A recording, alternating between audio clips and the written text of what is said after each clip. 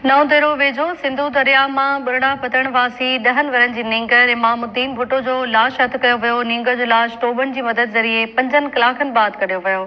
नींगर जो लाश अस्पताल में जरूरी कार्रवाई बाद वारसन हवाले कयो वियो।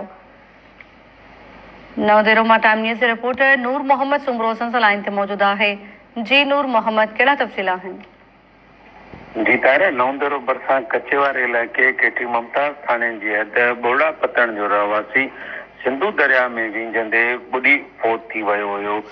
जॾहिं त मकामी टोबन ज़रिए 5 कलाकनि जी ॻोल्हा बाद नींगर जो लाश हथ करे सिंधु दरिया के कपर ते कढी आया, जंहिंखे वारिस चिंबड़ी डाऊं कंदे रोई रहा हुआ।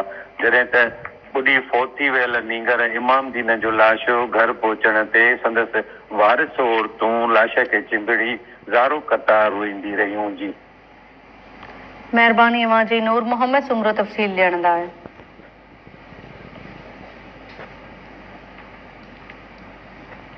नवाब वली मोहम्मद भरसा ॻोठ